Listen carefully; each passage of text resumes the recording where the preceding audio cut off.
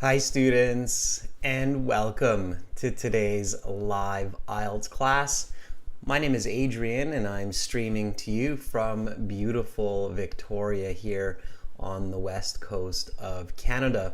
I hope that everybody is having a fantastic week so far. Students, in this class we are starting this week's IELTS lessons with an IELTS speaking part 1. Specifically, we are going to be talking about shoes. Speaking part 1, it's a general topic on an idea that most or all people should be able to talk about fairly easily. Welcome, Carolina, our chat moderator. If anybody has questions, you can ask me or Carolina throughout this lesson. Welcome, Zarina. Welcome to our members. And good to see many students in here. Shub Sharat, Simran, Tiger, Shadow, and Ahmed. Nice to see many students ready to learn. This lesson, everybody, is presented to you by aehelp.com.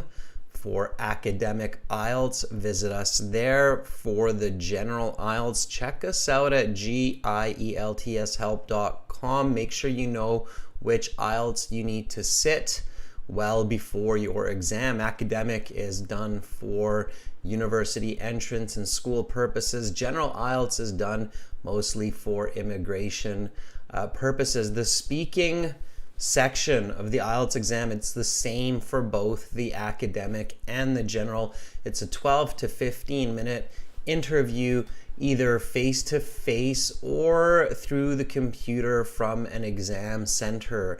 And we will be doing some speaking practice today, and we will be using our websites to do this. Our academic IELTS website looks like this at aehelp.com. It's got this blue background, and you can click this big red join now button that's just above my head there to get our premium IELTS package. It's a one-time payment for lifetime access, and we use this website and we use these materials in our live classes all the time. So if you would like to get the best learning experience and basically get your textbooks for these live classes, then please join our website, download our practice exams, watch our videos, and use the course material. For the general IELTS, it's the same idea. Click this big red button. We are an official British Council IELTS Test Registration Center certified agents. We're IDP affiliates, so you are in great hands with us.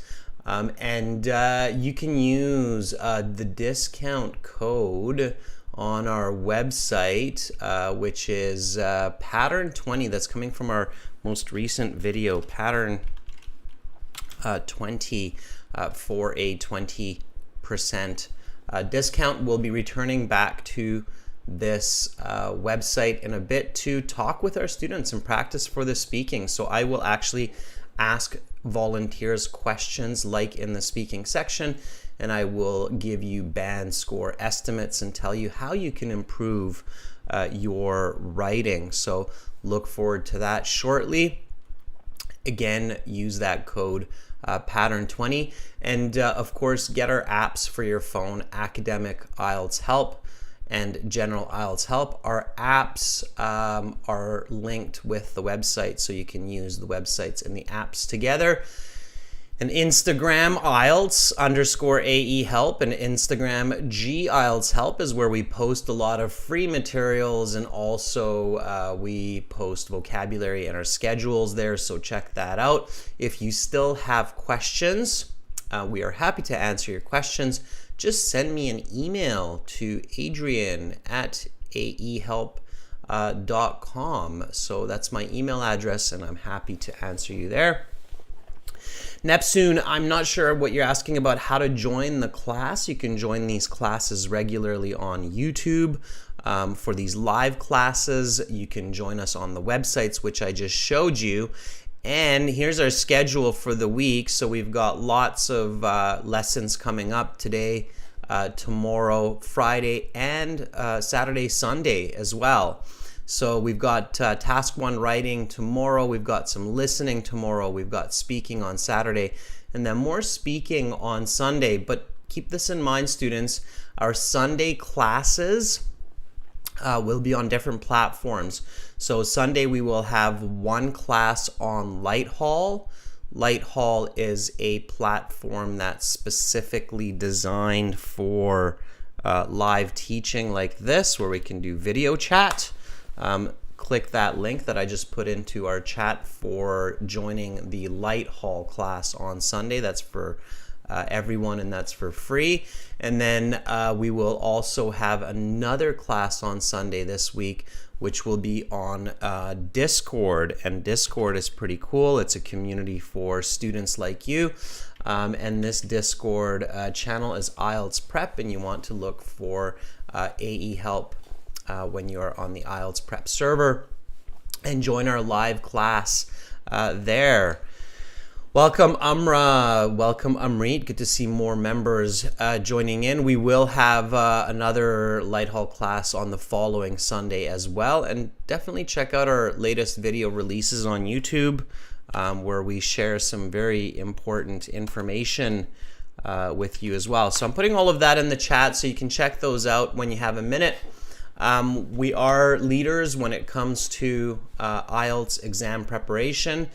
We are happy to help thousands of students every day, and we have lots of positive feedback from our students, which is just fantastic. Shaikh, I'm doing fantastic. I hope you're doing well also, and I hope you're ready for some speaking, because we're going to get into some speaking right now. So IELTS speaking part 1, it's the first part of your IELTS speaking interview, but it's not the first time that you are speaking, because hopefully you have been speaking for the minutes and hours leading up to your IELTS exam, and hopefully you will be speaking in this class. So make sure to speak and repeat. Okay, while you're watching this class, make sure to copy what I say, copy how I say it. When I read the questions and answers, repeat after me nice and loud. I speak with a West Coast North American accent. I'm Canadian, but it's not really a Canadian accent. There's no such thing as a Canadian accent, I want to say. There are some words that Canadians like to use more than others, but realistically, there's regional accents, and West Coast North American is kind of one of the regional accents. It's the accent we use in Vancouver, Seattle, Los Angeles, and so forth along the West Coast. So that's what I speak with. It's a clear, clean accent, so copying it and using it will definitely be beneficial for your IELTS exam. You want to speak clearly. Pronunciation is not crazy important in the IELTS speaking section, but you do have to pronounce the words clearly enough that your examiner can understand you easily without having to guess what you are trying to say or what word you are trying to use. Now, the IELTS exam for the speaking, you go and register for your speaking interview 20 minutes before it starts, and then after a 20-minute preparation time, because you should be preparing before you walk into the interview, not just sitting and staring at the ceiling or playing with your phone, but you should be thinking about, how to answer these questions, be confident, take a few deep breaths, and then you get going. You walk into the examination room, where you are met by an examiner who will be quite similar to me. They're usually dressed professionally. Male examiners will often have a necktie, even potentially a jacket. So just be ready, be yourself, don't stress, the sun will shine tomorrow, do your best, okay? And then move on. So let's do this. We're going to talk strategy and go over these questions simultaneously. So I'm going to coach you as we're doing this. And again, remember to speak and repeat, okay? So when you walk into your IELTS speaking interview, they ask for your identification. They kind of have these first few questions that are very standard. It's administrative. They want to make sure that you are you. But for you, these questions are great because you know that they're coming. They're always the same questions. They help you get confident, and you have to be fluent, okay? So my very first tip, okay, is be fluent from the very beginning. It's very important to be fluent from the very start of the interview, okay? That's my first tip. So shake those nerves and just speak in full sentences right away. Okay, let's do this. Let's warm up. Make sure when you're answering these questions and typing into the chat, you're also saying what you type, okay? So the question here is, may I see your identification? And you might answer something like, yes, you may. Here is my passport, which I had used to register for this test. Please have a look. Okay, so again, while you're typing in English, it's a good idea to also say or read what you are typing. So again, repeat after me. May I see your identification? Yes, you may. Here's my passport, which I had used to register for this test. Please have a look. Nice and fluent, confident, calm, okay? Notice how I'm using the question in my answer. Yes, you may, okay? Lots of different ways to answer this. Practice different ways of answering so that you sound natural and confident. And then here is my passport, which I had used to register for this test. Please have a look. Nice and fluent. Okay. Akira, one of our viewers, says, yes, gladly. Here's my ID that I used for registration. Please have a look. It's a slightly different, equally as good way to answer this question. Okay. Dwee says, certainly, here's my identification card. Please have a look. Very good. So simple. Don't make mistakes in these first few questions because it just really sounds bad to make a mistake in questions that you should know really well before you go into your IELTS exam. So with these, just be really confident, okay? Palungtar says, of course, here's my passport that I used to register for the exam. Please have a look. Okay, so reference them. Okay, please take a look. Please have a look. Go ahead and please look. Okay, all of those will work. And then usually while you still have your identification or passport in front of you, especially in the face-to-face exam, the examiner will ask for your name. And that's because they're greeting you, they want to meet you, they want to know what you are called, okay? And so they will also ask you, what should I call you?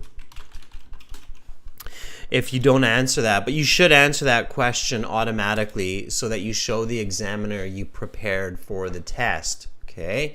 So what is your full name? And then give your full name. So say something like, my whole name as it is in my passport also is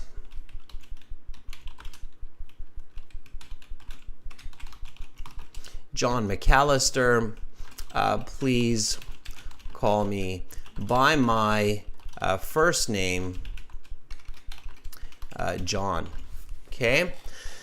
So just nice and smooth here. I mean, if you are a band 7 or a band 8 or a band 9 level candidate, certainly you need to be able to provide a person with your name, even if you're feeling nervous, without making mistakes and sounding fluent, right? So even a band 6 students should be able to do that. So what is your full name? My whole name, as it is in my passport, also is John McAllister. Please call me by my first name, John. and then that will kind of set the tone for your interview. Okay, by this time you should be nice and calm and confident, especially if you practiced. Okay, here's an answer by Mohammed, and Mohammed says, my name is Mohammed Junaid Ahmed. You can refer me as Junaid. Okay, there would be a to in here. Okay, so you can refer to me as Junaid. And it's better to say, please refer to me. Okay, instead of you can, I would use please. It's just more polite, more respectful, sounds better. Okay, so Mohammed, let's do it this way. My name is Mohammed Junaid Ahmed. Please refer to me as Junaid. Okay, and then that is polite and fluent and accurate. Again, you don't want to make mistakes. Even small mistakes like a missing to is not good here. Okay, you want to definitely have a clear answer for this one. Okay, all right. No mistakes, students, in these first few questions. Sound really good, all right? This is Palangtar on their answer. Well, my first name is John and my second name is Walker. Most of my friends and family members call me by first name John. That's a bit awkward because we usually call people by their first name. So I wouldn't do this part. I would just say, please call me by my given name, John.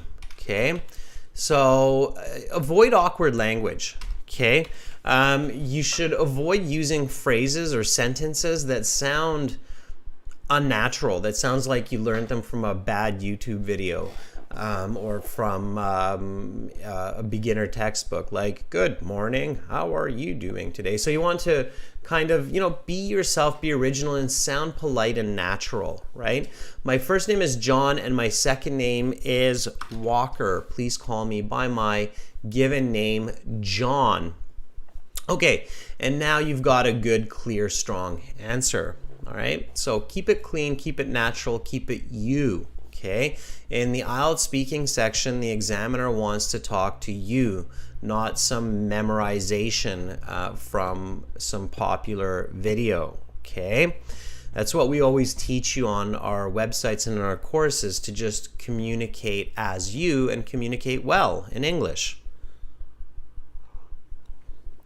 Okay, and then at this point, the IELTS examiner will say, okay, now for part one, I will ask you a couple of questions to get to know you better, and some questions on a general topic, which can basically be anything, so don't try to guess it. Okay, so a very typical question for the first couple questions, the icebreaker questions, is where do you live? Obviously, somebody with even a starter English should be able to explain where they live. Now, when you get a question like this, think about structure. Think about details and structure. Okay, so city, country, residence. Okay, now that structure is a bit off because cities medium size, countries big size. So let's go country, city, residence. Okay, so I live in Canada in the province of British Columbia, and its capital city, Victoria, in a 2-bedroom townhouse with my family.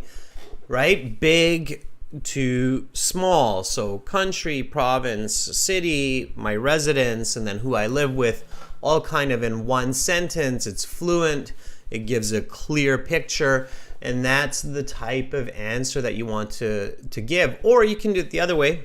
You can go small to big as long as it's structured. I live in a 2-bedroom townhouse in Victoria, which is the capital of British Columbia here in Western Canada. Same idea as what I just said a second ago, but just the other way, from small to big. So kind of like Google Earth. Okay, Google Earth, you can zoom in or you can zoom out, but you don't want to zoom back and forth. Okay, so you don't want to zoom in like 2-bedroom house, Canada, Victoria, British Columbia. That's more confusing, right, for the brain as well. So it's zoop, zoop, zoop, zoop, zoop.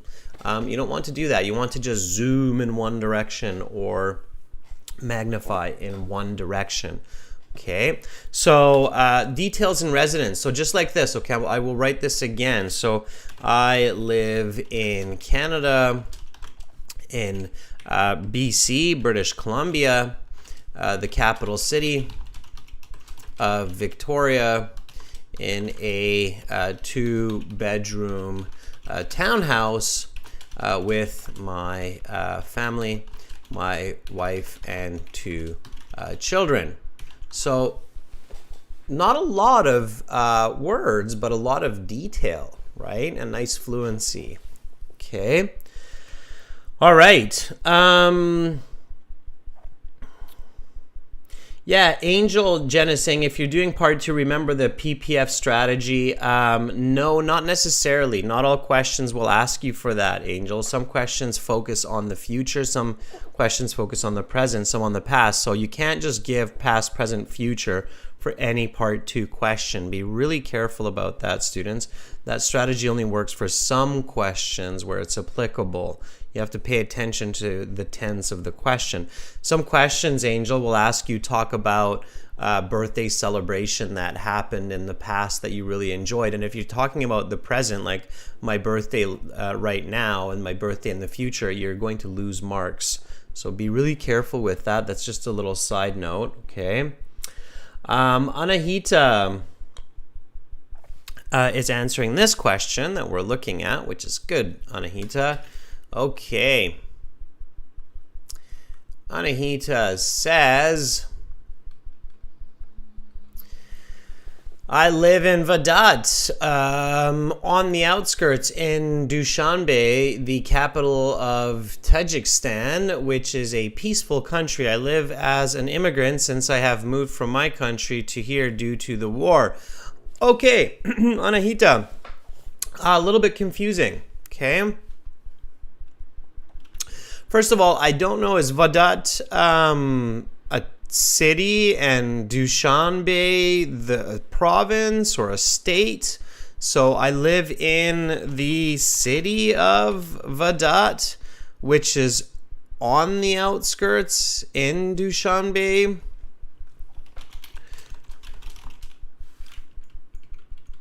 Of Dushanbe province. And then, is it Vedat that is the capital of Tajikistan?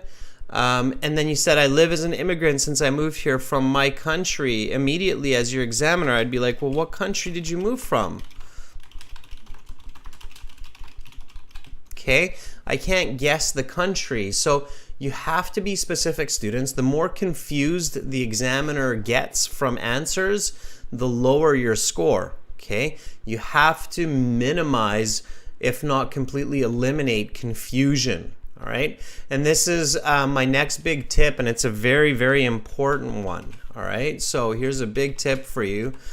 You must minimize confusion for your examiner, especially since they might not even be from that country. They could be somebody who's British, or an Australian guy or girl or somebody, and they have very little knowledge of the surrounding history, right?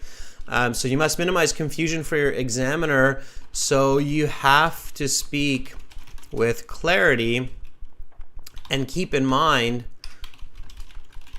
that this person is a stranger and may lack much of the knowledge that you have. Okay, so don't talk to them like you're talking to your best friend, all right? You have to be really, really careful with that, all right? Don't confuse the examiner. You can confuse the examiner with bad English or with bad information. Keep that in mind, okay? So you can confuse your examiner with bad English or with bad information. You must avoid both. Okay. One really good way to do that is be empathetic. Okay, so to be clear, A, use the question in your answer, and B, use empathy. Okay, so by empathy, I mean, think about it like this. If I were this examiner, what do I need to hear for clarity?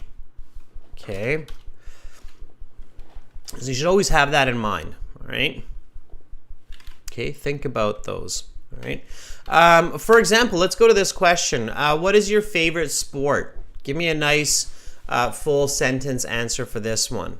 Okay, so what is your favorite sport? All right.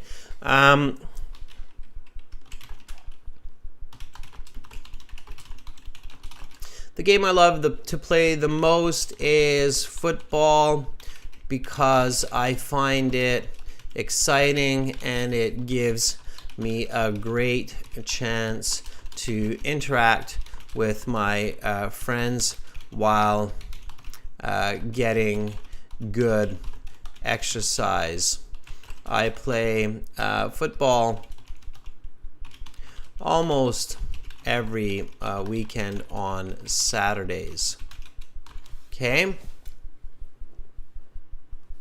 So I'm speaking to my examiner as a person who doesn't know me, doesn't know why I would like to play football, and doesn't know how often I play football, which is my favorite game. And I'm using the question. So the question is, what is your favorite sport, right? So immediately I say the game I love to play the most. That's a paraphrase. So I'm saying the question in my answer to keep me focused.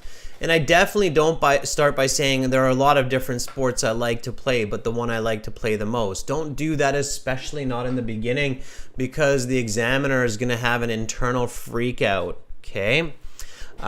So what I mean by that is some students, they learn these kind of catch strategies like the past, present, future strategy for part 2, or they learn from somebody that you should start by saying, well, there are lots of games or sports that I play, and then some people will even start listing them, like basketball and blah blah blah blah blah. So you don't want to do that, okay?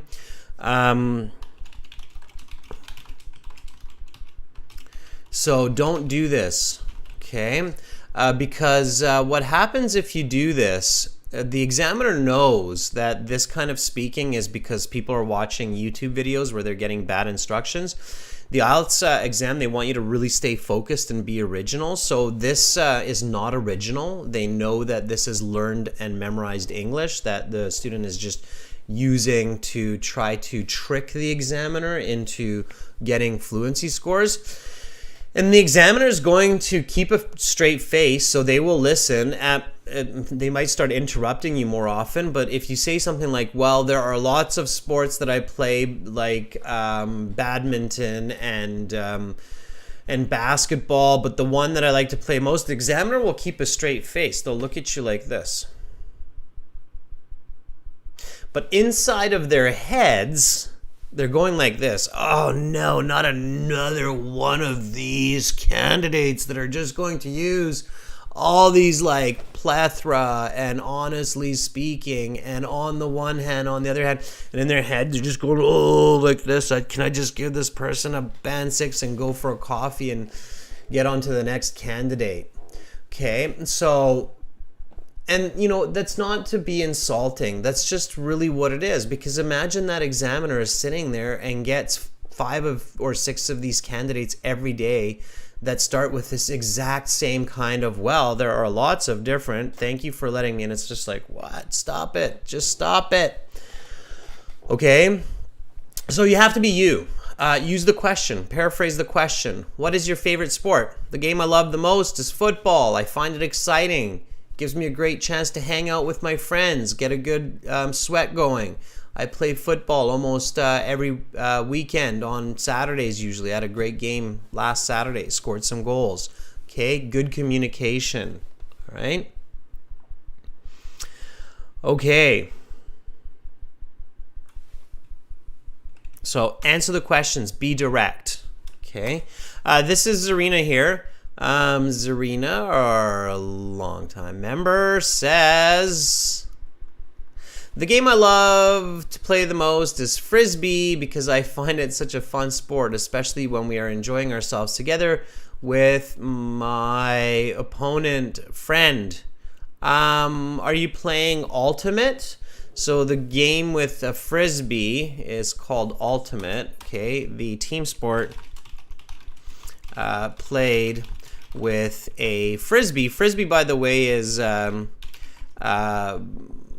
the name of the company originally. It's actually called a sport disc.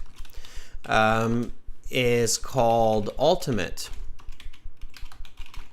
Okay, so the team sport played with a Frisbee or a sport disc, Zarina, is called Ultimate. All right.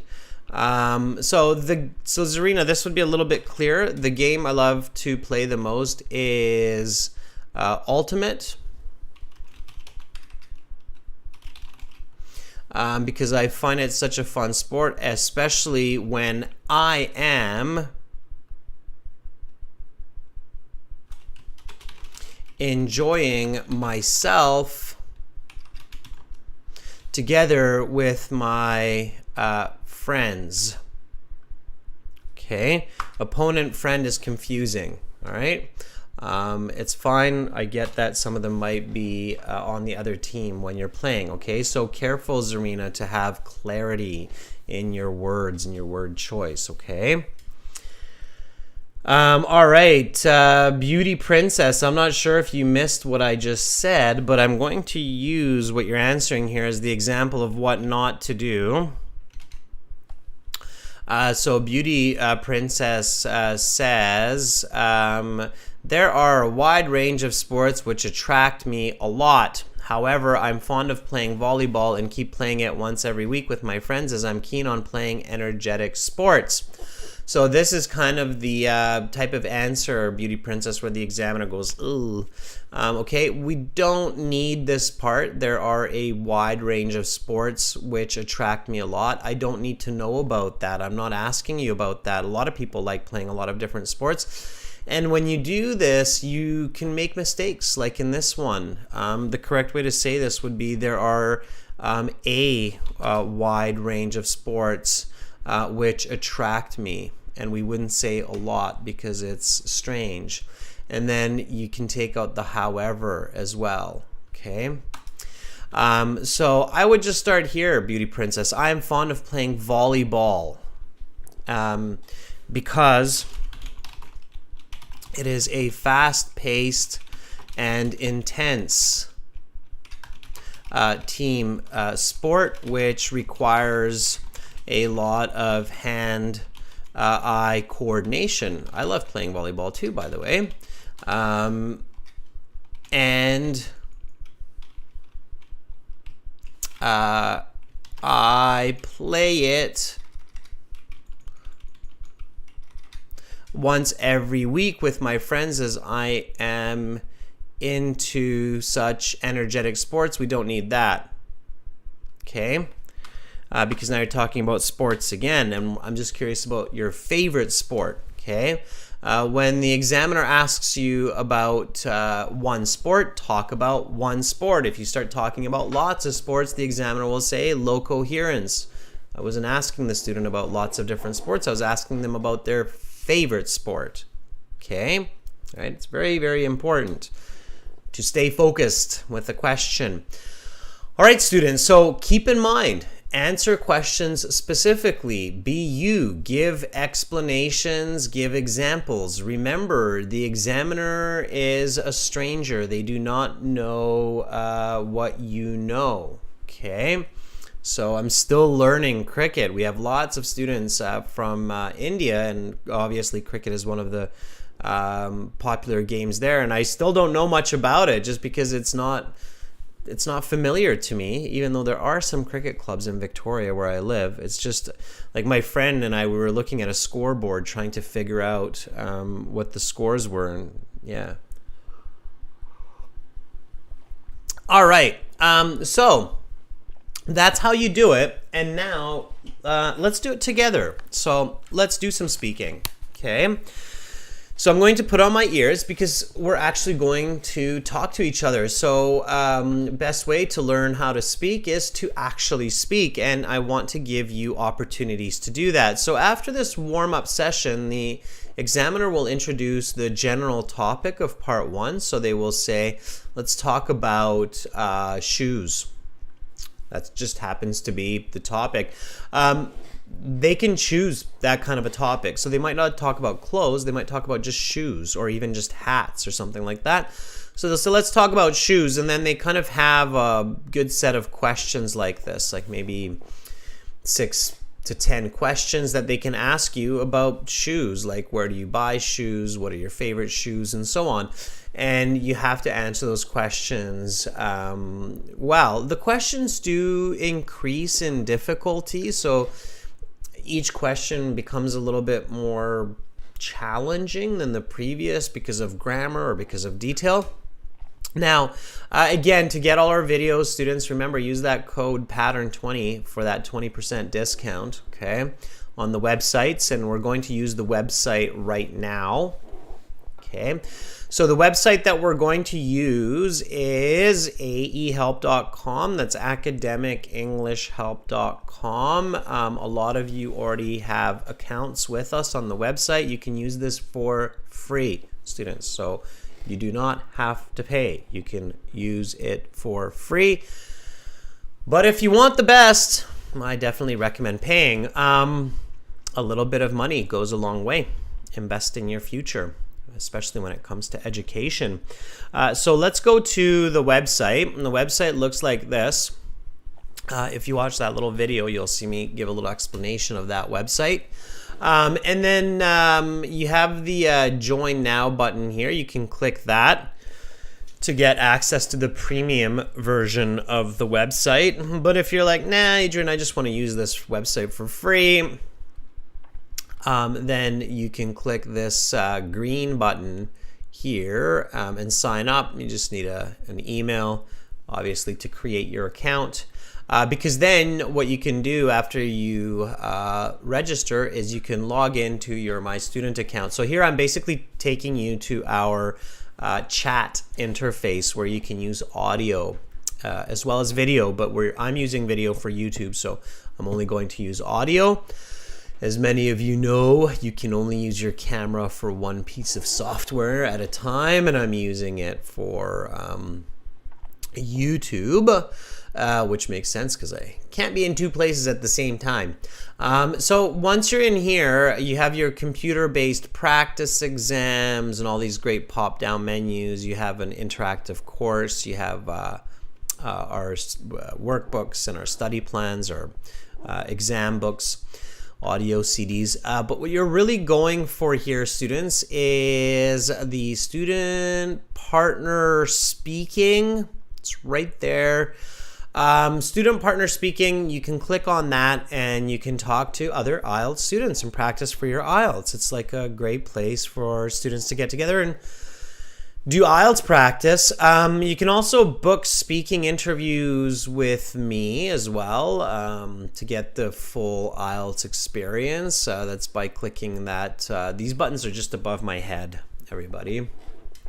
And right now, we are going to click on a student partner speaking. You accept the terms, which basically means that you are going to be respectful and polite and focused. And then you get into this this page. Okay, in this page, now we have Zarina in here, Mohammed, Omerjan, Yash, Mizad, Tina, Nazrin, Domenico, Pauline, Akbar Shaks, Dwi, Mohammed. And then once you're in here, you can send me a message by clicking on the blue envelope, which is right there, the little blue envelope that you see kind of off to the side there. You can click on that and you can send me a message. You can say, I'd like to volunteer. My handle in here is master. Okay, so that's what you're looking for. And then you click on that and you say, I'd like to volunteer. And then we can begin. So you can practice your speaking with me. All right. So we already have a few volunteers, which is great. Omirjan is a returning student from Kazakhstan. Let's see if Omirjan is available. I think he's been practicing very hard to improve his communication skills. Are you ready, Omirjan? Omirjan says yes. Okay, well, let's start with Omirjan. We'll move along nice and smooth here. Let's get into it. Oh, good evening. Oh, you're a morning. I am morning, Omirjan. Yes, it's 7:40 in the morning. And Omirjan, you are still in Kazakhstan, is that correct? Yeah. Okay. But soon you hope to be... No, you hope to be in Kazakhstan because you said that you're doing IELTS for high-end university in Kazakhstan, right? Yeah, right. Okay, see, I'm learning about our regular students, which is fantastic. Omirjan, good. So you've been practicing speaking for the last little bit? Yeah. How do you practice your speaking? Well, I usually record myself on my phone and listen it and try to find mistakes. Okay, and then do you re-speak and re-record once you do that? Well, I usually write my mistakes and try to re-record again. Okay, yeah, it's always a good idea. I know it's sometimes a bit tiring to go through all these steps, but it's good to practicing it correctly. Have you do you meet up with a tutor or with classmates at all, or somebody that you can speak English to? Yeah, through 3 days ago, I talked with my friend. Okay. In English and exam conditions. Okay, good. Yeah, it's really great to find a person that you can regularly meet with and then practice the real exam situation, and make sure that you're switching between examiner and student. So at one point one person's the examiner, at the other point the other person's the examiner. It's really good to practice asking the questions, not just giving the answers, so that you get more empathy from the position of the examiner as well. Does that make sense? Yeah. Okay, cool. All right, Omirjan, well, let's get into it a little bit. Let's go through the start of the speaking section interview, and just like in previous classes, give me some nice fluent answers that are you. Keep in mind that speaking part one is about you, so focus definitely on yourself. Use I, me, my, myself, okay? Okay. All right, so here we go, everybody. This is what a speaking section interview sounds like at the start. So welcome to the speaking section of the IELTS exam. My name is Adrian. I will be your examiner for this part of the test. I'm recording this for clerical purposes. This is candidate number 98517268, examiner number 9912. We are conducting this exam in Nur Sultan. The time right now is 14 o'clock. Now we shall begin. May I see your identification? Yes, please take a look. What is your full name? My first name is Omirjan. My second name is Bekplatov. You can call me Omirjan. Okay, Omirjan. The speaking has 3 parts. I will give you instructions for each. For part one, I will ask you a couple of questions to get to know you better and some questions on a general topic. Where do you live? I live in Nur Sultan. This is the capital city of Kazakhstan. I live in flats with 2 bedrooms with my family. And what is your favorite sport? I'm really interested into football. Since my childhood, I've played football a lot, and even now I find football interesting because it helped me relax, and usually I get extracted from problems. Let's talk about shoes. Do you prefer trendy or comfortable shoes? Well, I more prefer comfortable shoes because I have flat feet, and the reason of it, I have to wear comfortable shoes. Uh, three days ago, I wore uh, sneakers, which was size down for me, and I felt myself awkward. Can you easily find shoes in your size in stores? Yeah, definitely yes. My size is 41st, and I can see it in every shoe store. Week ago, I bought my new sneakers, and I didn't feel any. I didn't find any problem about it. Okay, I'm going to stop there.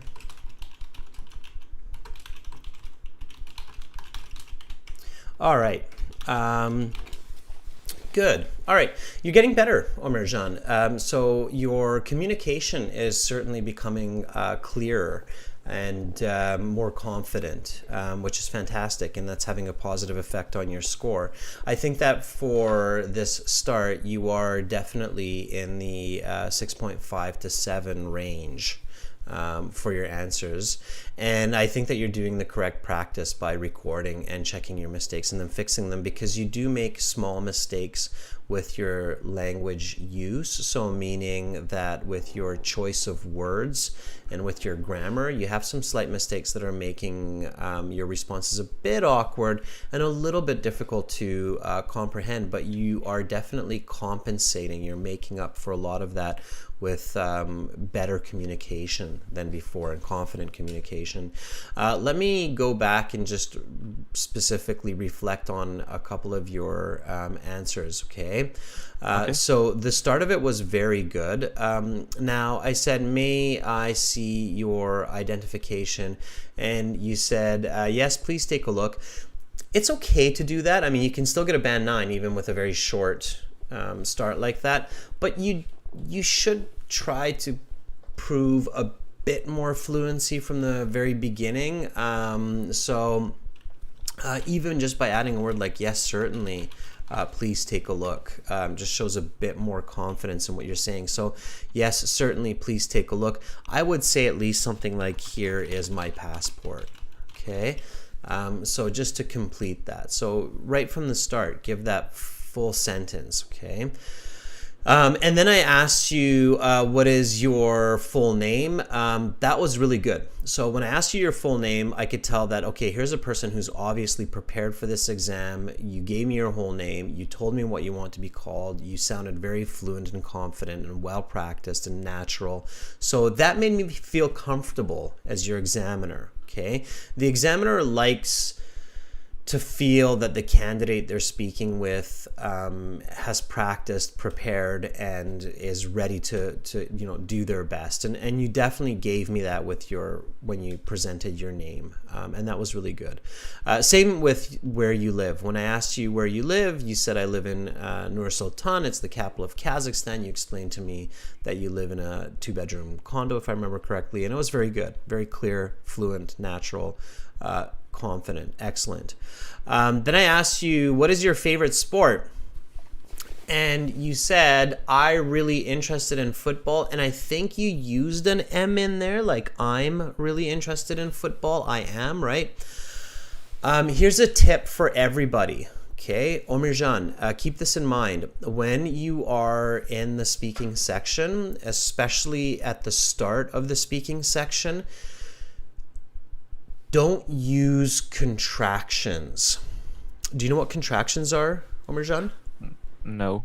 Okay, a contraction in English is when you do the I'm like this instead of the I am like that. Okay, then we have lots of them in English, right? Like I've instead of I have, right?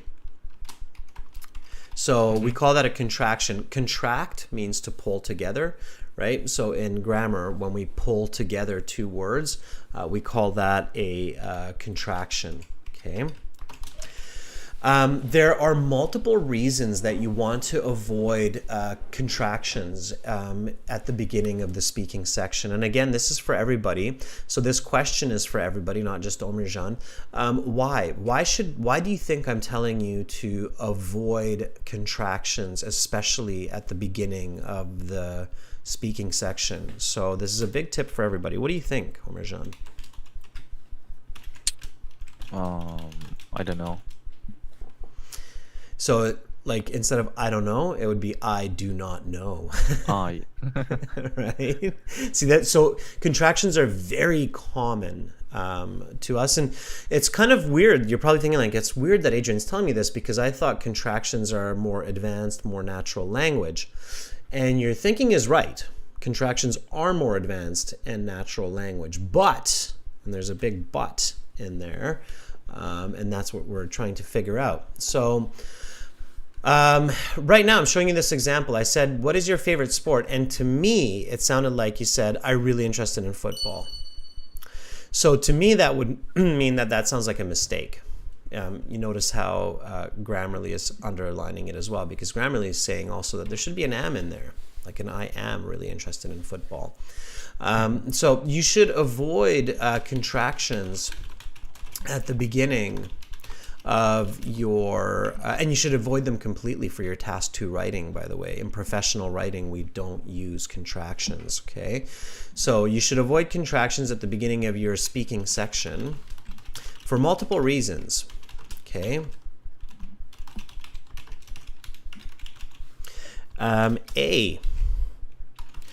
So you sound very accurate, okay, and clear. Okay, there's another reason though. So if I say, Omirjan, I am really interested in football, what else happens when I don't contract? Can you tell me? Other than clarity. I have no idea. Okay, Anna says you're speaking more formally, which is true. That's why we don't use it in writing task 2. So not using contractions is a more formal type of speech. But there is another really important reason, and I'm wondering, I'm looking at the chat as well, Omirjan, to see if anybody is helping you out here or picking up the reason there. Okay. Yeah, Nazrin just answered the question in the chat. Which is really good. Yeah, Nazrin, you're right. So Nazrin says you stress the fact. Yeah, and another way to say that, Nazrin, is you emphasize the information. Yeah, Carolina, very good. Carolina, our chat moderator, also just answered that. She said you emphasize the information. Do you know what I mean by that, Omirjan? You emphasize the information, right? Like you make it sound strong. And, you know, here for this question, it's a perfect example because I'm asking you about your favorite sport. It's like your #1 sport.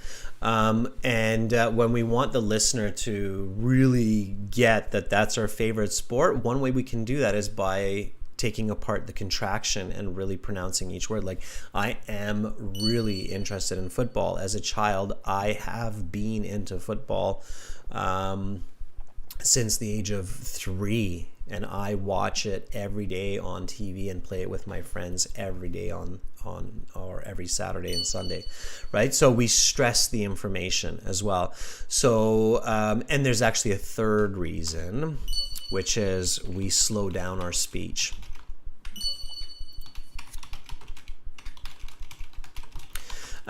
For clarity. And because a lot of students, especially higher level students, Omirjan, might be a little bit nervous at the beginning, they might speak a little bit fast. Like even you, with those first couple questions, you were pretty fast on those answers, almost on the too fast side. One way to slow down your speech is to take out those contractions. Like instead of saying, I'm really interested in football, you can say, I am really interested in football. And then that will slow down the speech. And then here, you started to kind of over-explain, and it started to get a little bit strange, and you said, I get extracted from problems. We wouldn't use the word extracted in this kind of a context, so it was a bit awkward, but I get what you're saying. I think what you're trying to say there in a simpler way. Do you know how to say that in a simpler, more accurate way, Omerjan? I get extracted from problems. Nothing.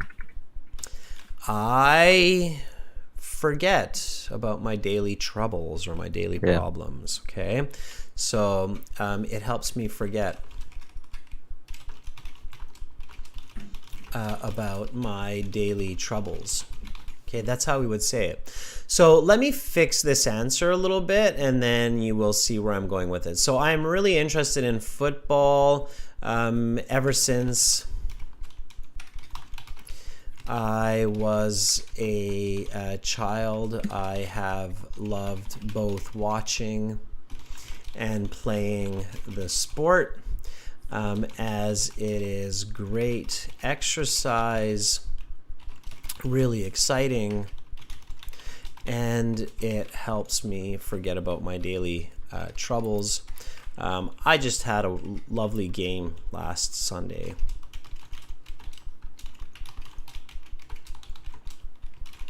Also, of course, football is great because you can play it anywhere, just about anytime, because all it takes is a ball and you. Okay, so here's this question again. Omerjan, let's practice it. I'm going to repeat the question, repeat the answer, and then once I'm done, copy the answer. And this is for everybody, so whoever's watching, copy this answer, okay, so that you have clarity in these tips that we're discussing right now. So what is your favorite sport? I'm really interested in football. Ever since I was a child, I have loved both watching and playing the sport. It is great exercise. It's really exciting, and it helps me forget about my daily troubles. I had a lovely game last Sunday. So Omerjan, what is your favorite sport? I'm really interested in football ever since I was a child. I have loved both watching and playing the sports as it is great exercise, really exciting, and helps me forget about my daily troubles. I just had a lovely game last Sunday. Very nice. Okay, so that's what a band 9 sounds like. Okay, so I'm giving you obviously the highest level of the answer here, and it's nothing to do with being a native speaker or not. It's mostly to do with great word choice, good ability to control emphasis, and have extreme clarity for that listener. Okay, so Omerjan, you're on the right track. Okay, you're taking the right steps, and just keep doing what you're doing. Keep coming back to these classes, and keep practicing as much as possible. Speak in English as much as possible, and you're going to really benefit from that. Not just for the IELTS, not just for getting into the university in Nur Sultan, but also in many other aspects of life. Okay. Mhm. All right. Omerjan, thank you for being my first volunteer this week. That's awesome. And I hope to see you back again later on, okay? I have a question. Yeah, fire away. I didn't hear my no. I think I have some troubles with my internet. Can you say again my band for speaking part 1? Yeah, so I think that your answers so far would be in the 6.5 range because of the grammatical mistakes affecting your coherence and your word choice affecting your coherence. Okay. So careful with word choice, careful with grammar, but as far as communication skills go, you're doing much better. Okay? Okay. All right, Omerjan, keep it up. We'll talk later. Bye. Bye. All right, that was Omerjan being very studious. That's fantastic. Give Omerjan a thumbs up. He was a good volunteer, and he helped to identify some of these important points. So everybody remembers now, contractions not at the start. Okay, once you have made it clear for the examiner that you understand the use of the be verb and other auxiliary verbs like have for present perfect, okay, or using modals like would clearly, then later you can contract like I've and I'd and I'm. so that the examiner can see, okay, the person can use both formal and informal language, and they can control the contractions in their speech. Professional speakers definitely are able to control when they contract words in English and when they avoid contractions in speaking. And remember that tip that I said, avoid contractions in writing especially, okay? All right. All right, let's see. Dwi, one of our newer members. Yeah, Dwi, are you ready? I can't remember. I think Dwi is volunteering from Indonesia, if I remember correctly. I will take more and more volunteers, though. We're going to kind of move through here again. I'd love to see some new volunteers as well. Okay. So Dwi, if you are there, if you are ready and your microphone and speakers all set up, let's do this. Here we go.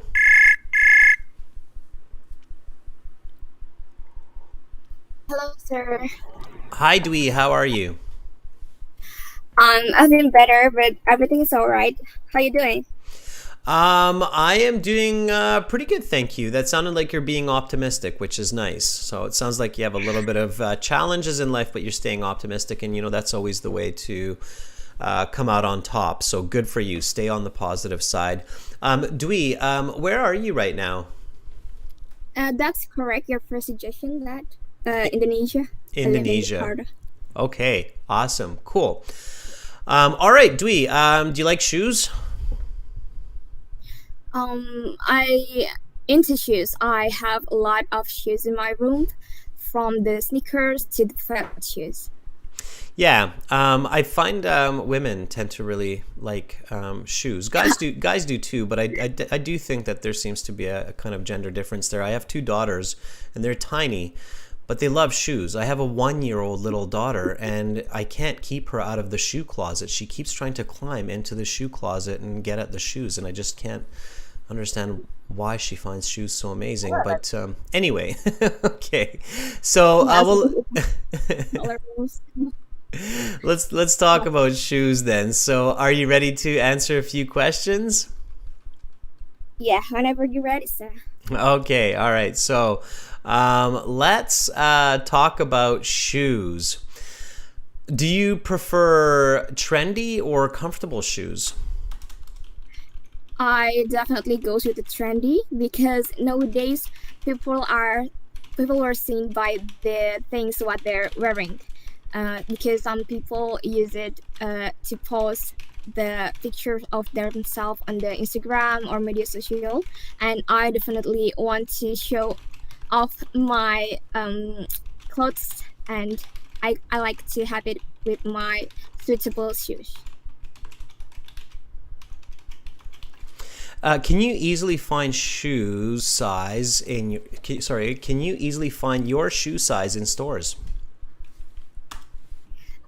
Yes, I think that I have an average size for a woman in Indonesia. It's 38, and whenever I went to the shops for sneakers or flat shoes, I could definitely buy my shoes at the first time, because the size is always available there.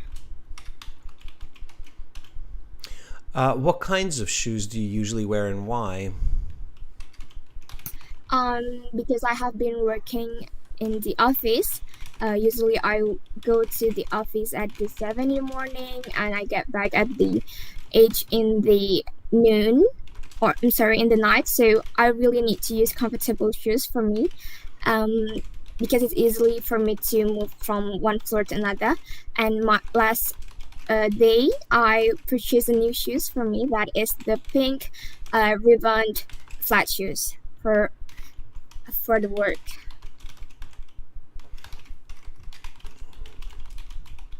Do you spend a lot on shoes? No, I don't think so. I have a lot of shoes, but it's not expensive as people think, because I always look for the discounts and sales. So if the shoes is really beautiful but it's not on my range, I will not buy it. So I spend a fridge of my money on the shoes, but not too much. Okay, let's stop there. That's really good. All right, good job, Dwi. That would be, I think, a solid band 7.5. Okay, so your fluency is band 8.5. Your coherence is 7.5. Your grammatical range and accuracy is also 7.5. Your pronunciation is an 8.5. You speak with very clear English for the most part. Well, 8. There were a couple words that I was a little bit like me, but quite good overall, quite natural sounding. And your vocabulary is quite strong also, I can tell. So good for you, and your confidence has really improved. And just like Omirjan, absolutely, by coming to these classes, participating, doing what both of you are doing, great way to build confidence, and that's having a very positive effect on your score, just like his. So let me address your responses specifically. I asked you, do you prefer trendy or comfortable shoes? And just like Omirjan, you very quickly decided on one and then explained it. And that was really good. In these kinds of questions, it's really dangerous for students to be unsure. So on the IELTS, even if you don't know for sure, you just want to pretend that you do and just pick one, right? Like, I like both. I like trendy and comfortable, but that can be difficult to explain. So you just chose one and you went with it. And then you said, I definitely use the word will here. I will definitely go for trendy. Because nowadays people are seeing. I thought your answer was okay, but I definitely think there is a way to make this answer better. Do you know what my suggestion might be, Dwi, to make this a better answer for the information? Showing the example of the definition of trendy. No. In part one, No? I'm always trying to emphasize this fact to the students. Part one is about The who? example. Who is part one about? Me. You, specifically you, right? And here, it's very specifically, do you prefer trendy or comfortable shoes? So here, you started to generalize. You said nowadays people are seen by what they wear. You just want to be yourself, right? So I will definitely go for trendy because I feel people judge me by what I am wearing, right? So make it personal because I feel that people often judge me by what I am wearing, and I want people to think that I look both pretty and smart, and I have a lot of self-respect. Okay, so just say it, right? The IELTS examiner likes that kind of cold truth, right? Okay. So and then instead of saying people take pictures of themselves, you can say I like to take pictures of myself top to bottom, right? Because we're talking about shoes, top to bottom, and post them on my personal and professional profiles. Now, don't lose the question. So having trendy shoes gets a good response Okay. from the audience. Okay, so that would be making it personal, and that forces you into good vocabulary and a clear answer. So let me just repeat this and then copy it after me, and you'll see that it's just a much clearer, more direct answer, right? So do you prefer trendy or comfortable shoes? Why? I will definitely go for trendy because I feel that people often judge me by what I'm wearing, and I want people to think that I look both pretty and smart and have a lot of self-respect. I like to take pictures pictures of myself top to bottom, post them on personal and professional profiles. So having trendy shoes gets a good response. Do you prefer trendy or comfortable shoes? I will definitely go for the trendy one because I feel that people nowadays often judge me by what I'm wearing to the office or what clothes I use on the social media.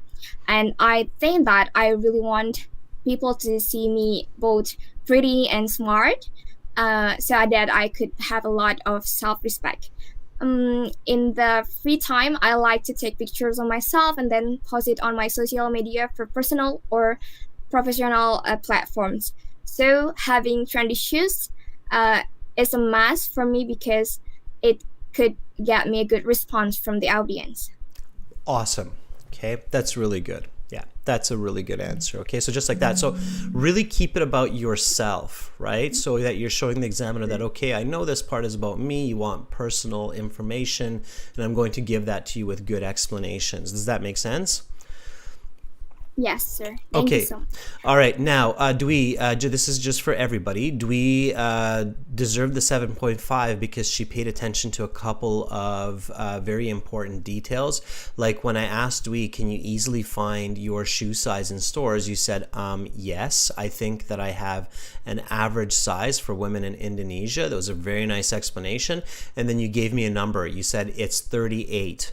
Because I have no idea what an average shoe size for women is in Indonesia. So by giving me that number, that gave me a lot of clarity. And then you said, because so whenever I go to a shoe store, they always have my size, and you gave me a really good explanation there.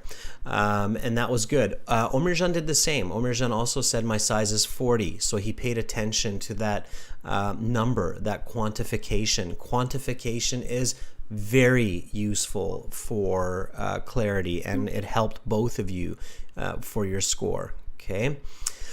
What kinds of shoes do you usually wear? It was a little bit wordy, but overall it was very good, and you gave a good example there about a pink shoe. Now I didn't get that one word you said, ribboned flat shoe. Rebound. Rubond? Now, see, I might not know that shoe.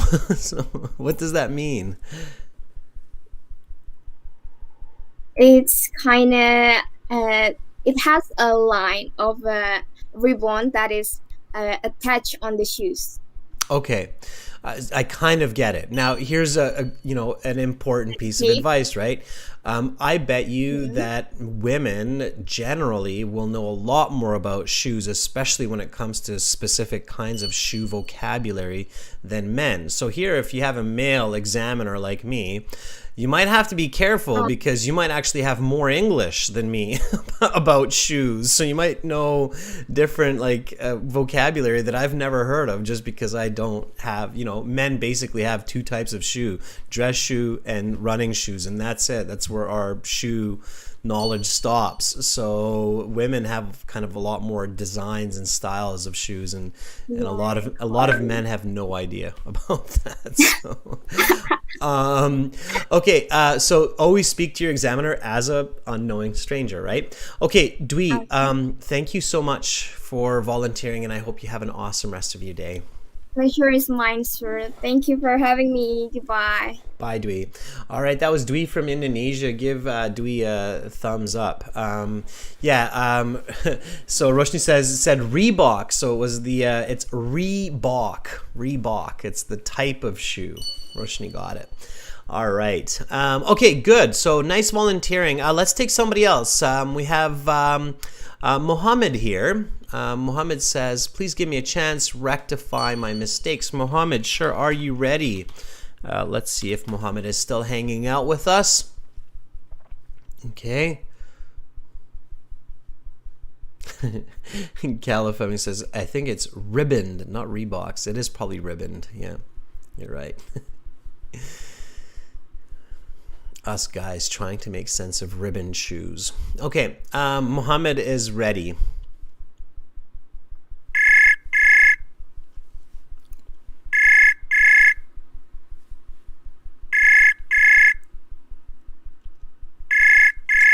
right, Mohammed, I'm reaching out to you. Are you there? Give it one more ring, Mohammed. Nope. All right, Mohammed, you got to check out what's going on with the setup on your end there so that you can pick up the phone.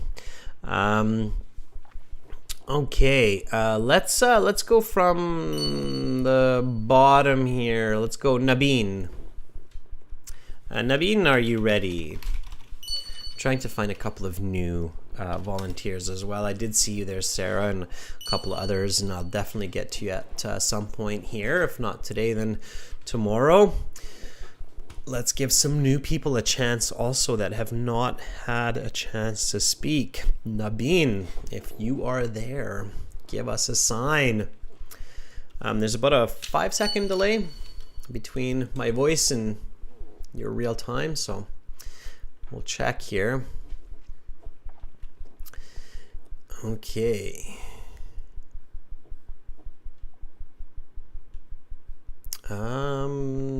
No Nabeen. Still no Nabeen. All right. Let's try Brajesh. Maybe might be new. I don't know. Brajesh, are you ready?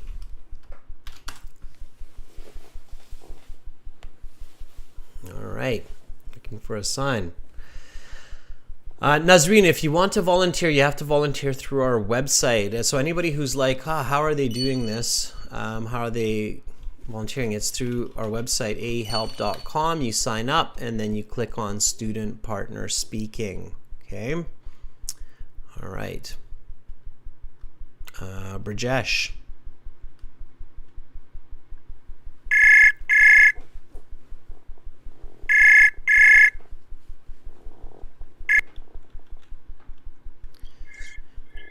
Hi, Brajesh. Yes, sir. Hold on. I'm going to mute the YouTube first. Perfect. Yeah, that way we'll stop the Hi, feedback. how are you doing? I'm doing great. Thank you, Brajesh. Brajesh, may I ask, where are you calling from right now? I'm from Darjeeling. It's in West Bengal, India. Right, and we've spoken before, right, Brajesh? Yes, sir. We have. Okay, yes, Darjeeling is hard to forget. I keep referencing the movie. So, okay, Brajesh, I'm going to ask you a couple of questions for part one. Now, the questions I'm going to ask you are the ones that come a little bit later in part one, and you will notice that they get a little bit more challenging. So here's a little tip for you, to be fair, is make sure you use the question and the grammar of the question in your answer. Okay, so that's just a little hint at the beginning. Are you ready? Yes, sir. I'm ready. Okay, here we go. So do you spend a lot on shoes? Usually it depends what kind of shoe that I'm looking for. If it's something that I like, that I really love, then I don't mind spending it in a shoe. Like recently I bought a really nice shoe from Nike. It was an Air Jordan 1. It was Panda. Why it was called a Panda? Because it had a black and white silhouette to it, and it had that furry texture to it. So I spent almost $100 in that shoe, and I'm pretty satisfied with it. Have the kind of shoes you wear daily changed over the past 10 years?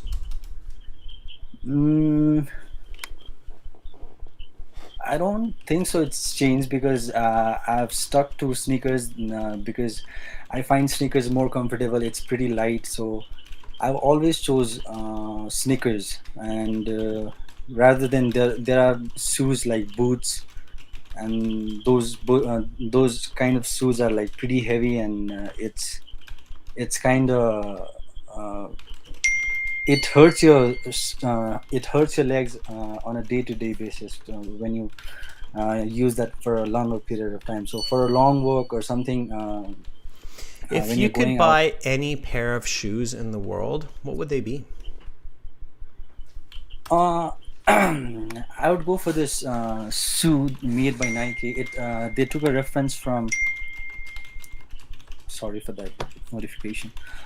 They took a reference from the movie called Back to the Future, and there was this pretty dope shoes in that movie. It's like, it has that automatic kind of laces in it, so it's pretty good. So I would love to buy that shoe in the future if I get a chance.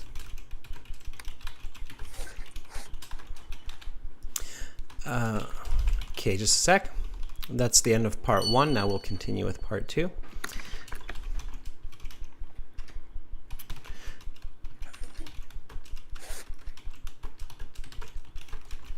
Okay, done typing. Good, I've caught up to you more or less. Okay, that was pretty good. All right, definitely band 7 to 7.5 as well. So kind of similar level to Dwi. It was good. You're confident. You speak well. I think if you make some corrections to your content, you can easily get a 7.5 or even an 8. So you have good vocabulary, you have good language, you need to put it together a little bit clearer.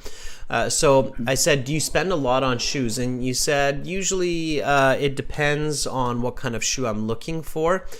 Be really careful using the it depends. It depends can lead to very confusing conversation because it's not clear, right? It's not this or that, it's just one.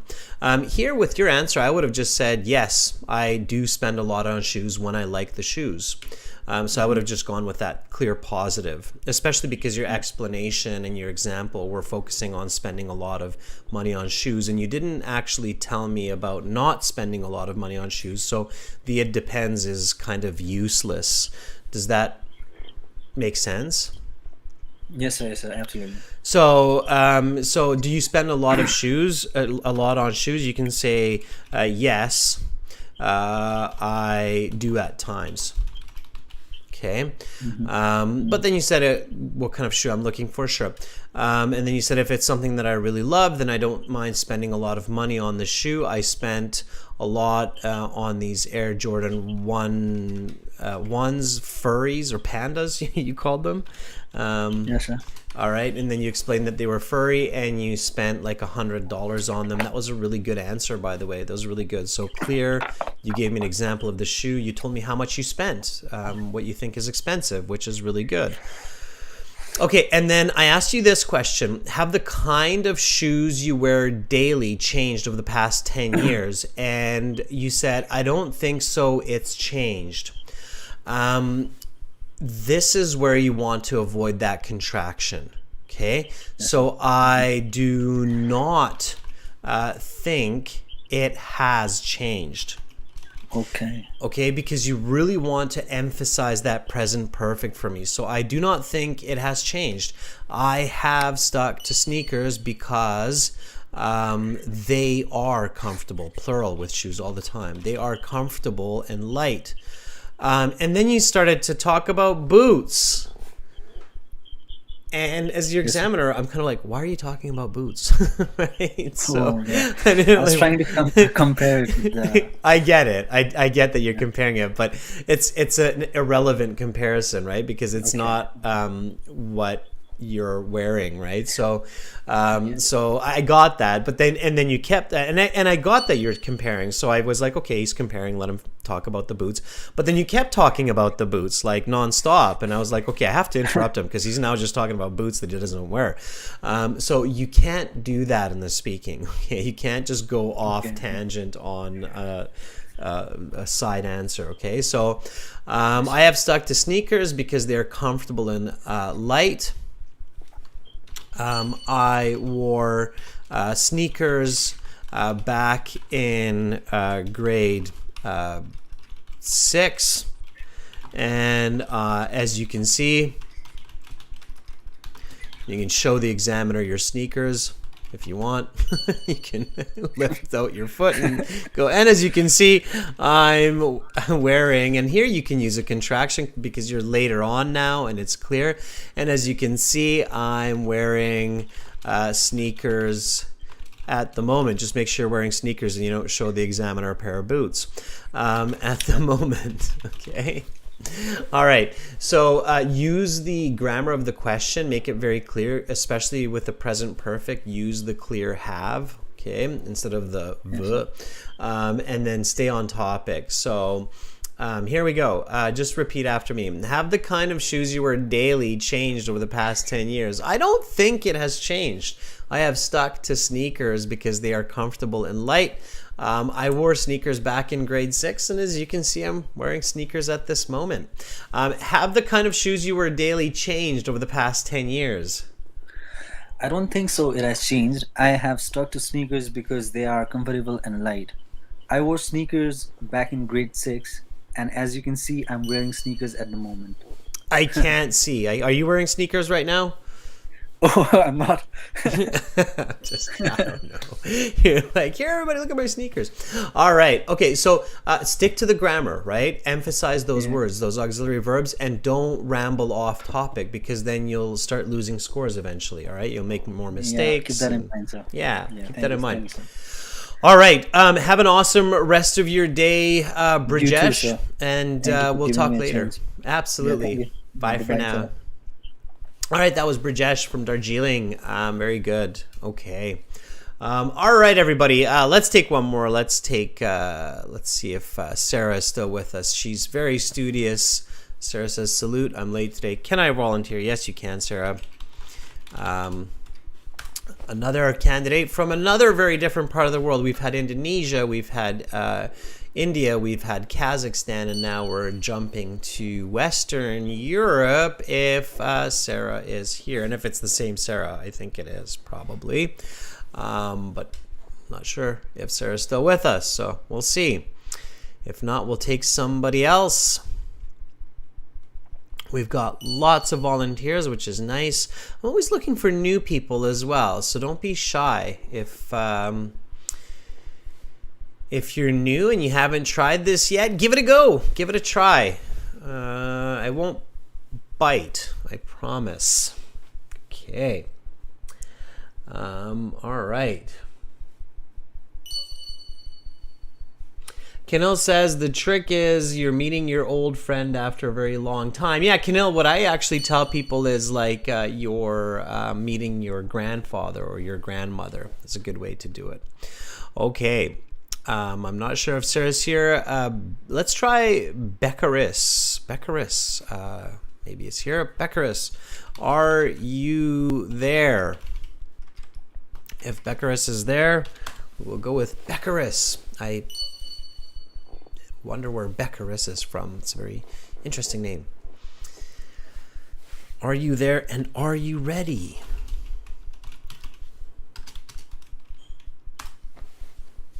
Little friendly emoticon. All right.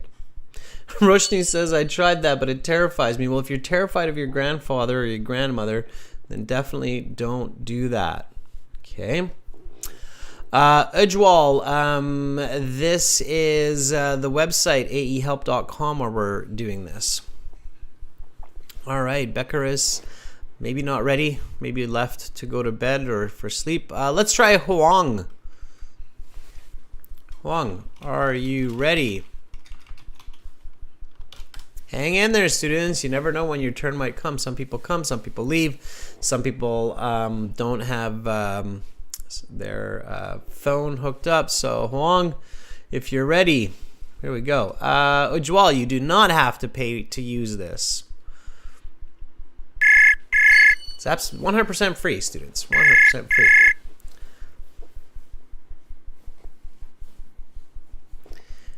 Hi, Huang. Hello, teacher. How are you doing? Yeah, I'm fine, thank you. Awesome. Huang, where are you in our big, beautiful world right now? Yeah, I'm from the country Vietnam, which is located in the Southeast Asia. Nice detail. I like that answer. Which city are you in? Ho Chi Minh? No. The city which I'm located in is Hanoi, the capital city. Hanoi. Yes. Right. Okay. That would be my other guess. All right. Hanoi. Nice. Okay. So, Huang, why are you doing the IELTS exam? I need the IELTS score to graduate in university, as a university in Vietnam. Yeah, regard the IELTS score as a criteria for high school students. All right. So you're kind of like Omirjan, who was volunteering earlier today. Omirjan is in Kazakhstan, and Omirjan it was doing or is doing IELTS because the university in Kazakhstan needs IELTS too. So this is starting to become a very common trend in the world where if you want to go to university, you need an IELTS score or you need an English score for sure, which makes sense. Yeah. A lot of information is in English. So let's do this. Let me try to help you a bit. Are you ready to answer a couple of questions? Of course, sir. All right. Then let's do it, Huang. So let's talk about shoes. Do you prefer trendy or comfortable shoes? Well, in this situation, I would say that I prefer the comfortable shoes that it really suits me. Yeah, when preparing shoes in different conditions of weather, I can no more nervous about it. If you could buy any pair of shoes in the world, what would they be? Sorry, my internet is a bit laggy. Can you repeat the questions for me? Yes. If you could buy any pair of shoes in the world, what would they be? Well, I consider myself as a sporty person, so I love to choose basketball shoes. Yeah, especially the signature shoes from famous bowlers like Kobe Bryant or Kyrie Irving.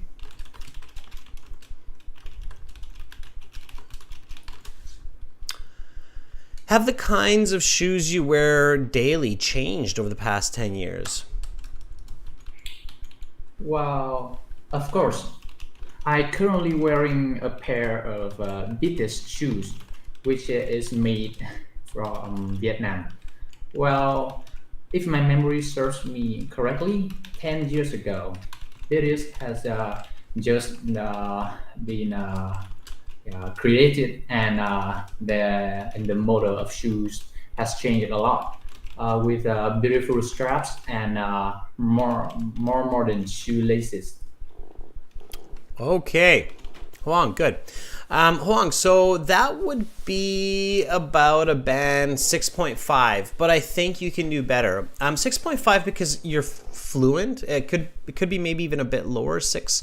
You're definitely fluent, but your answers are slightly confusing. And that's because it sounds to me like you're slightly confused about your answers. So when you're not sure about what you're telling me, definitely I'm not going to be sure about what you're telling me. Does that make sense?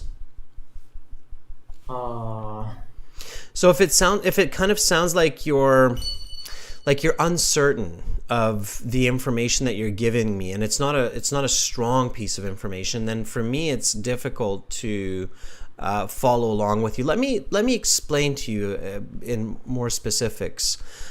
So I said, do you prefer trendy or comfortable shoes? And then you said, well, in this situation, I would say. This kind of a start, like, well, in this situation, I would say, to me, it's telling me that you're not sure about what you want to say and it's only specific to this situation. Do you get what I'm saying? yeah, I see. So, Yeah. a really important tip, Hoang, for you to get a higher band score is use affirmative language. Do you know what that means? Use affirmative language? Affirmative. Yeah. Use affirmative. AFFIRMATIVE. Affirmative language. Yeah, I've seen that words when as the meaning as Roger that in some shooting games. Yeah, exactly. Yeah, exactly. Like affirmative. Affirmative in the shooting games that you're talking about means that I understand what you're saying. Yes, Affirmative, right? correct. It means like I got it. Yes, affirmative, Yes. clear, right? So, affirmative language, if you took the word firm out of it, affirmative language basically means like decisive and confident. So instead of using words like I might, I would, if I could, you're using language like I can, I do, I will. Right? So that's affirmative language. So do you prefer trendy or comfortable shoes? I prefer trendy shoes. I prefer comfortable shoes. That's affirmative language because I don't like my feet to be sore. I don't like my feet to get tired, right? So that's affirmative language. So I prefer comfortable shoes because I walk a lot and I want to avoid having sore feet. This is the reason I wear sneakers most of the time. So that would be affirmative language. And affirmative language will always outscore kind of this, I don't want to say wishy-washy, but uncertain language. Does that make sense? I see, sir.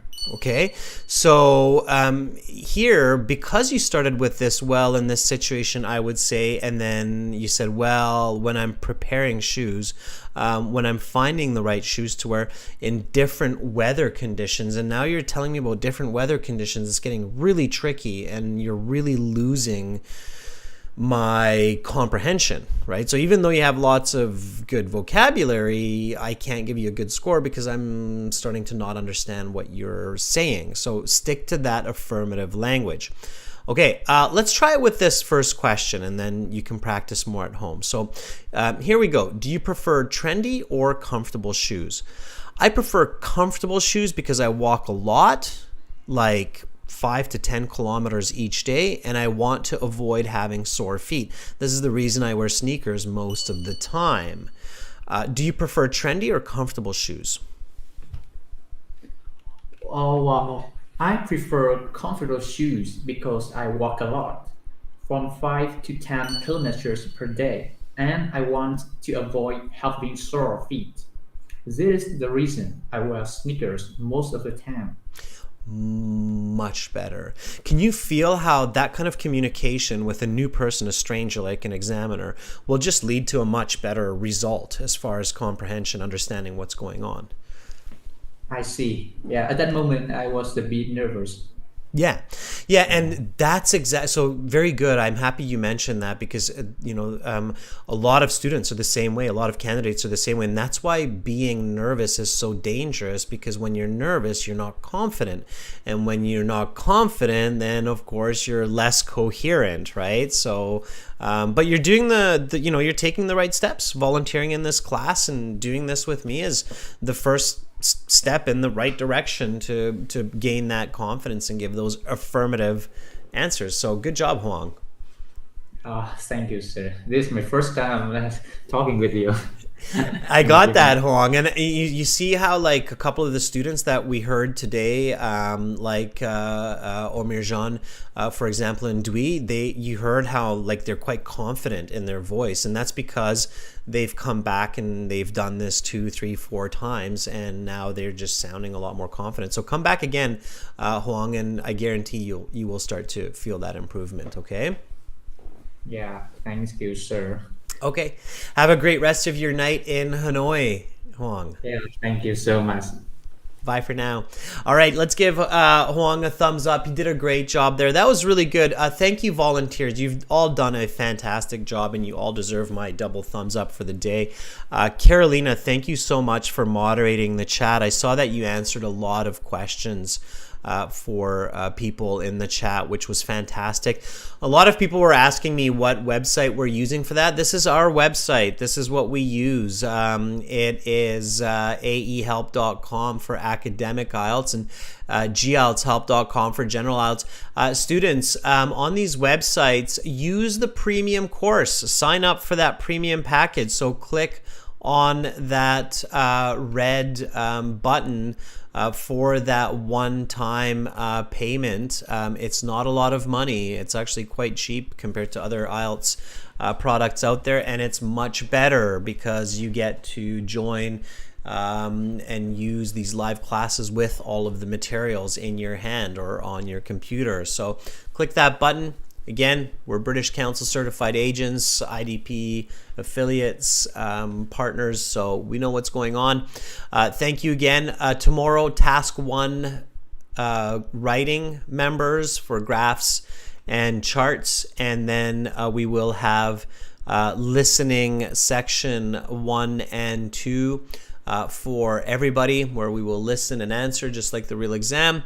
And lots more IELTS practice speaking coming up in the week, live classes. So I hope that you will be with me, join me, and keep up the good work, everyone. Much love to all of you wherever you are, and chin up and forward. I'm Adrian, signing out for now. Bye.